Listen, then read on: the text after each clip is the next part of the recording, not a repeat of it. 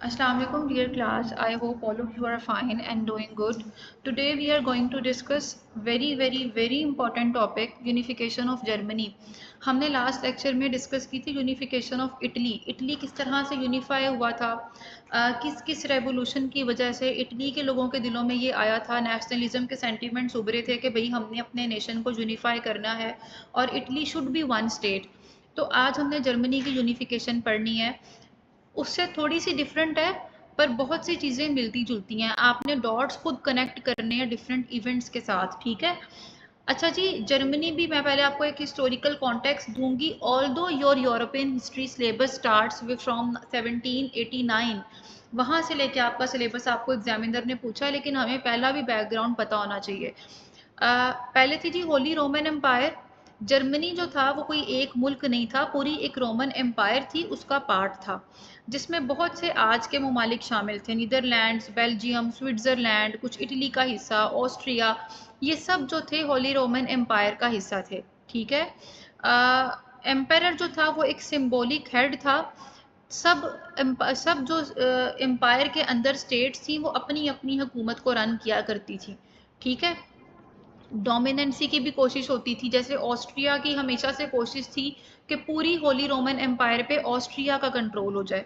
Political fragmentation and weak central authority. The empire was actually made up of hundreds of independent states. 18th century तक यहाँ तक था. कुछ किताबें इसको 200 लिखती हैं, लेकिन कुछ किताबें इसको 300 तक लिखती हैं कि 18वीं सदी तक पूरी होली रोमन एम्पायर में 300 से 350 छोटी छोटी स्टेट्स थी. ठीक है. और एम्परर का बहुत कम कंट्रोल था. इतनी बड़ी आप समझ लो टेरिटरी पे कंट्रोल करना was quite impossible. Her state का अपना रूलर था, अपने लॉज थे, अपनी आर्मीज थी. एक चीज़ जो एक स्टेट में अलाउड है वो दूसरी स्टेट में अलाउड नहीं है. ये उस एम्पायर में ऐसा होता था. ठीक है. मेजर पावर्स कौन सी थी जी? ऑस्ट्रिया एंड परूशिया, ये दो मेजर पावर्स थी और दोनों एक दूसरे के अगेंस्ट थी. ऑस्ट्रिया की ये कोशिश थी कि पूरी होली रोमन एम्पायर पे किसका कब्जा हो जाए? ऑस्ट्रिया का कब्जा हो जाए. प्रूशिया की ये कोशिश थी कि पूरी पूरी होली रोमन एम्पायर पे प्रूशिया का कब्जा हो जाए. अच्छा जी, this was the Holy Roman empire. ये फ्रांस था. आपको मेरे माउस का कर्सर नजर आ रहा होगा. This is United kingdom. ठीक है. ये स्विट्जरलैंड था, इसका भी कुछ हिस्सा इसमें आता था. ये वाला जो आपको रेड बाउंड्री नजर आ रही है ना, ये सारी की सारी this was holy Roman empire. ये सारा एरिया वेस्टफेलिया, ये सब ममालिक जो थे, ये किसके, ये देखो थोड़ा सा इटली का हिस्सा भी इसमें आ रहा था.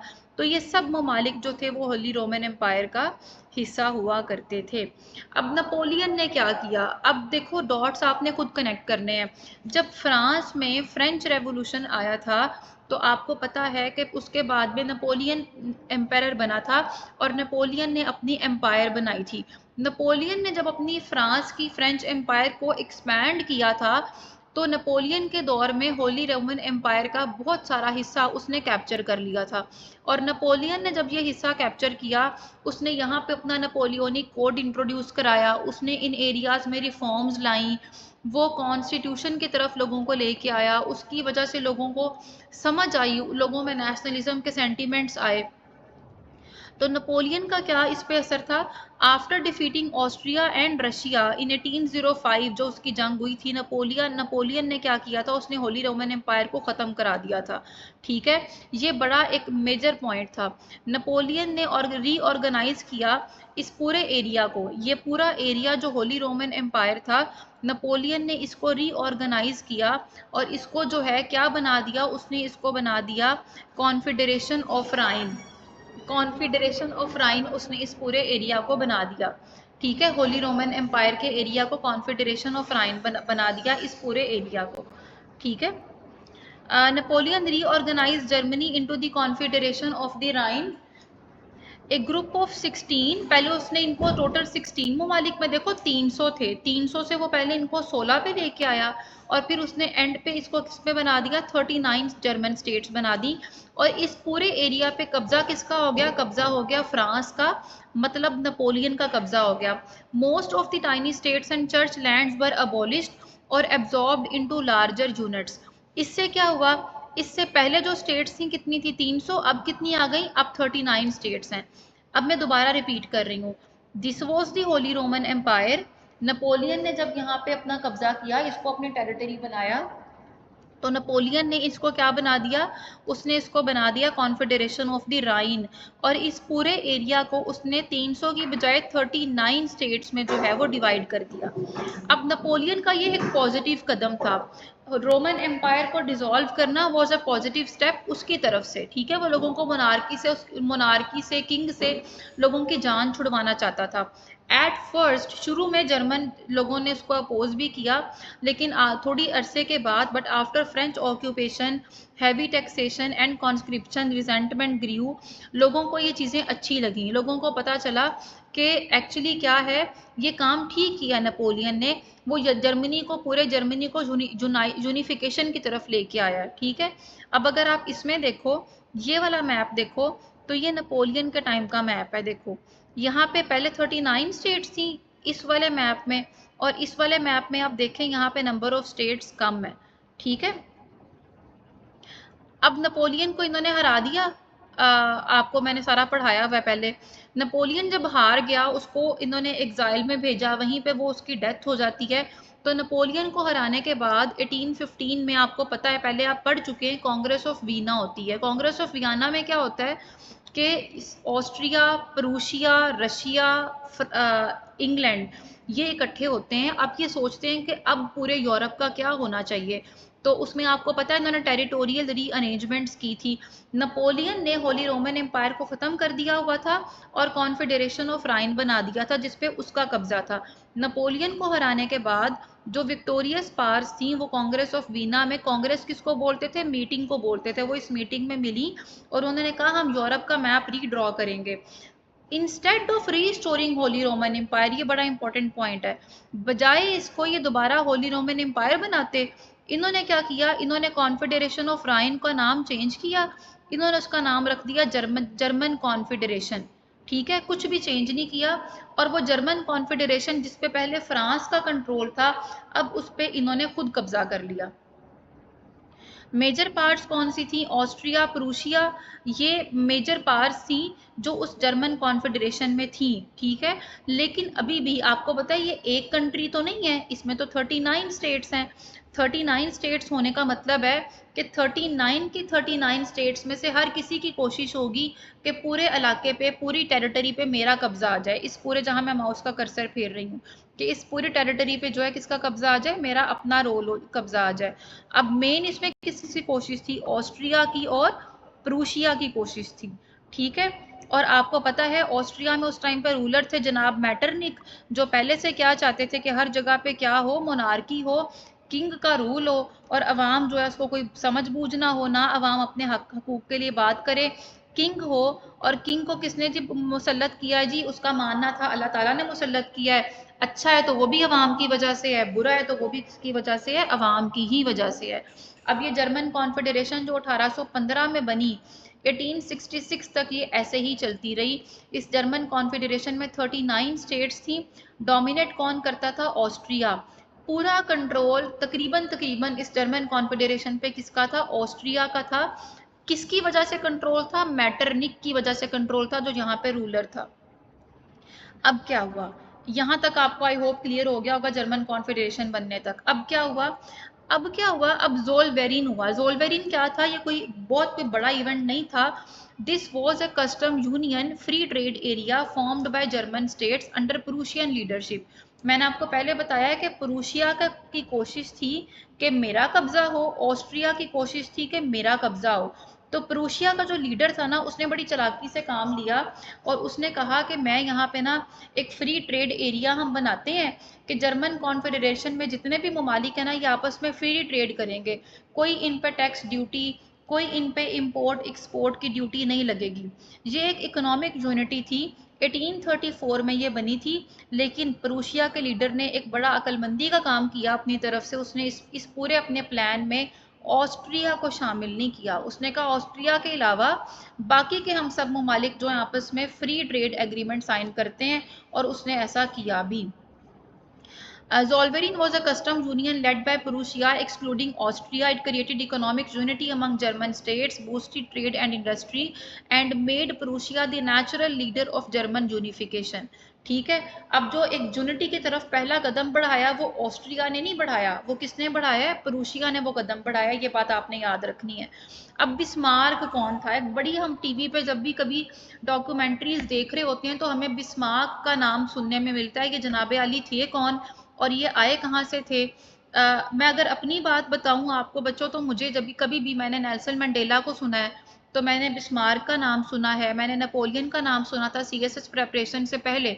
तो मुझे नहीं पता होता था ये पर्सनैलिटीज हैं कौन, लेकिन इतना पता होता था कि हिस्ट्री में इन्होंने कोई बहुत इंपॉर्टेंट रोल प्ले किया है। तो ऐसा हो सकता है कि आप सबके साथ भी कुछ ऐसा हुआ हो। बिस्मार्क कौन था? प्रूशिया का किंग था, किंग विल्हेम वन। ठीक है, वो कब उसने इक़्तिदार संभाला था? 1861 में वो प्रूशिया का किंग बना। अब वो ये बड़ा लिबरल किस्म का आदमी था, इसकी कोशिश थी कि मैं प्रूशिया को भी मॉडर्नाइज करूं और प्रूशिया के टेरिटरीज को एक्सपैंड करूं ताकि इसका एरिया ज़्यादा हो जाए। और किसके अगेंस्ट था ये? ऑस्ट्रिया को हराना चाहता था, ऑस्ट्रिया का जर्मन कॉन्फेडरेशन में रोल कम करना चाहता था। इसने क्या किया? इसने बिस्मार्क को एज अ प्राइम मिनिस्टर, उस टाइम पे मिनिस्टर प्रेसिडेंट कहते थे, इसने बिस्मार्क को as a prime minister hire किया 1862 में। बिस्मार्क ने अपनी अपॉइंटमेंट के बाद ये कहा, the great questions of the time will not be decided by speeches and majority decisions but by blood and iron.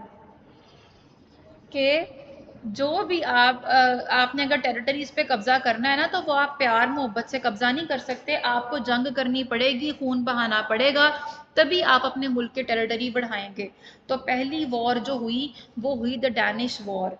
अच्छा, डैनिश वॉर क्या थी मैं आपको पहले समझा देती हूँ बच्चों। ये दो एरियाज थे, ये वाले दो एरियाज थे, होलस्टीन, ठीक है, एंड शलेस्विग।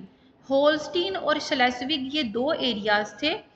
ये डेनमार्क जो था वो उस इन पे कंट्रोल करना चाह रहा था, डेनमार्क। ये प्रूशिया है और आपको पता है नीचे ऑस्ट्रिया है। अब ये प्रूशिया और ऑस्ट्रिया क्या चाहते थे कि ये दोनों एरियाज किसके कब्जे में आएंगे? दोनों एरियाज जर्मन कॉन्फेडरेशन में आए। और डेनमार्क ये चाहता था कि ये दोनों एरियाज जो हैं वो किसके पास चले जाएं? वो डेनमार्क के पास चला जाए। तो प्रूशिया में कौन थे जी? बिस्मार्क था। बिस्मार्क ने बड़ी अकलमंदी से ऑस्ट्रिया को अपने साथ मिलाया और कहा कि हमें ना डेनमार्क के खिलाफ ये जंग लड़नी चाहिए। इसने ऑस्ट्रिया को अपना दोस्त बनाया उस वक्त के लिए, और क्या किया? डेनमार्क के खिलाफ वॉर लड़ी जिसको हम डैनिश वॉर कहते हैं। अब इस वॉर के बाद क्या हुआ? इस वॉर कब शुरू हुई? 1864 में फरवरी में जंग शुरू होती है और ऑस्ट्रिया और प्रूशिया की ट्रूप्स जो हैं वो यहाँ पे हमला कर देती हैं इस एरिया पे। वॉर के एंड पे एक ट्रीटी साइन होती है, इसको भी ट्रीटी ऑफ वियना ही कहते हैं। और चंद महीनों की वॉर के बाद ये दोनों मिलके क्या करते हैं? ये डेनमार्क को हरा देते हैं और दोनों स्टेट्स में से हॉलस्टीन ऑस्ट्रिया ले लेता है और श्लेस्विग कौन ले लेता है? प्रूशिया ले लेता है। एक पे ऑस्ट्रिया कब्जा कर लेता है और एक पे प्रूशिया कब्जा कर लेता है। दूसरी वॉर हुई जी 2 साल के बाद, ऑस्ट्रियो प्रूशियन वॉर हुई। ऑस्ट्रिया और प्रूशिया की आपस में जंग होती है। बिस्मार्क ये चाहता था कि जर्मन अफेयर से ऑस्ट्रिया बिल्कुल ही बाहर चला जाए। तो बिस्मार्क ने ऑस्ट्रिया को आइसोलेट किया अटैक करके। इसने इटली को अपना दोस्त बनाया। इटली ने वादा किया कि अगर आप ऑस्ट्रिया के खिलाफ जंग करेंगे ना तो इटली आपका साथ देगा। ठीक है। फ्रांस का में नेपोलियन 3 था। Bismarck assured France neutrality by vague promises of compensation. Bismarck ने कहा कि नेपोलियन 3 को कहा, नेपोलियन 1 का ही आपको पता है भतीजा था, उसने इसको कहा कि अगर आपने मेरा साथ ना देना, आप प्रूशिया का साथ भी ना दें, ठीक है, मैं बदले में आपको कुछ ना कुछ एरिया जो है वो दे दूंगा। रशिया भी न्यूट्रल रहा प्रूशिया को, लेकिन रशिया सपोर्ट करता होता था। ठीक है, क्योंकि प्रूशिया ने भी एक टाइम पे रशिया को सपोर्ट किया था। ऑस्ट्रिया अब डिप्लोमेटिकली आइसोलेटेड था, ना इसके साथ था फ्रांस, ना इसके साथ था इटली, ना इसके साथ था रशिया। ऑस्ट्रिया और प्रूशिया की जंग होती है, तो जैसे हम आपको भी अब पता लग गया होगा कि ऑस्ट्रियन एलाइज जो थे, जो Prussia accused Austria of violating the agreement. इन दोनों जो उसने दोनों स्टेट्स आपस में डिवाइड की थी, इसी बहाने से प्रूशिया ऑस्ट्रिया के साथ जंग करता है। और क्या होता है, प्रूशिया ये जंग जीत जाता है और ऑस्ट्रिया ये जंग हार जाता है। ठीक है, एंड पे एक ट्रीटी साइन होती है जिसको हम कहते हैं ट्रीटी ऑफ प्रेग। ऑस्ट्रिया जो है वो हार गया बट ट्रीटेड लीनियंटली। ठीक है, अब इस जंग के बाद क्या हुआ कि पूरी जो जर्मन कॉन्फेडरेशन थी उसको दो हिस्सों में बांट दिया गया, नॉर्दर्न एंड साउदर्न। ठीक है, जो नॉर्दर्न एरिया था ना, जिसमें मैं ये ब्लू कलर का आपको जो एरिया नजर आ रहा है, ये सारा किसके पास चला गया, प्रूशिया के पास चला गया। और ये जो थोड़ी सी साउदर्न स्टेट्स बची थी ना, ये किसके पास आ गई, ये ऑस्ट्रियन कंट्रोल में आ गई। एंड पे होती है जी बच्चों फ्रांस और प्रूशिया की एक फाइनल जंग। आफ्टर ऑस्ट्रियाज डिफीटेड इन 1866, प्रूशिया का नॉर्दर्न जर्मनी पे कंट्रोल था और साउदर्न स्टेट्स पे किसका कंट्रोल था, ऑस्ट्रिया का कंट्रोल था, लेकिन वो इंडिपेंडेंट थी, वो प्रूशिया के अंदर नहीं थी। ठीक है, फ्रांस जो था उसने नेपोलियन 3 के अंदर felt threatened by Prussia's rising power. उसने फ्रांस को ये डर पड़ा कि ये ना हो कि प्रूशिया जो है करता करता साउदर्न जर्मनी पे भी आ जाए और साथ ही मैं बैठा हुआ हूँ तो मेरे पे भी ना कब्जा कर ले। तो फ्रांस ने प्रूशिया के साथ जंग लड़ी, लेकिन अनफॉर्चुनेटली उम्मीद नहीं थी नेपोलियन 3 को, लेकिन क्या हुआ, नेपोलियन 3 जो है वो ये जंग हार गया। ठीक है, और ये जंग हारा, इस पर हारने के बाद क्या हुआ कि जो साउदर्न जर्मन स्टेट्स थी ना, उन पे भी किसका सारा कंट्रोल आ गया, उस पे भी आ गया, प्रूशिया का कंट्रोल आ गया। इस तरह वो जर्मनी जो जिस एक टाइम पे रोमन एम्पायर था और उसमें 300 स्टेट्स थी, अब वो करते करते करते करते पूरा किसके कंट्रोल में आ गया, प्रूशिया के कंट्रोल पे आ गया। और ये वही जर्मनी है बच्चों जो आप आज के दौर का जर्मनी देखते हैं। ठीक है, जो आपको आजकल ये जर्मनी नजर आता है, ठीक है, ये वो जर्मनी है। Proclamation of German empire, France से जीतने के बाद जर्मन यूनिफिकेशन कंप्लीट थी और 1871 में on 18 January 1871 in the hall of mirrors palace of Versailles, king Wilhelm one of Prussia was crowned. क्योंकि वो जर्मन एम्पायर बन गया था, उसने पूरे जर्मनी को यूनिफाई कर लिया था और अब पूरा जर्मनी जो था वो उसके कंट्रोल में था। Germany became the German Empire, a powerful united state under Prussian leadership. In 1871, after the proclamation of German Empire, Bismarck को क्या बना दिया गया, फर्स्ट जर्मन चांसलर बिस्मार्क को बना दिया गया। और students this was the German empire, ये रहा फ्रांस। ये सारी की सारी जिस पे मैं अपना माउस का कर्सर फेर रही हूँ, ये पूरी जर्मन एम्पायर बन गई। ऊपर आपको पता है डेनमार्क है, ये आपको पता है स्वीडन है, ये ऑस्ट्रिया बन गया, ये इटली बन गया, ये स्विट्ज़रलैंड बन गया, ये रशिया है। तो ये अब आपको यूरोप का मैप नज़र आ रहा है after unification of Germany. I hope आपको लेक्चर समझ आया होगा। अगर कोई पॉइंट नहीं क्लियर तो जो people can ask me question any time, मैं आपको रिप्लाई कर दूंगी। अल्लाह हाफिज़।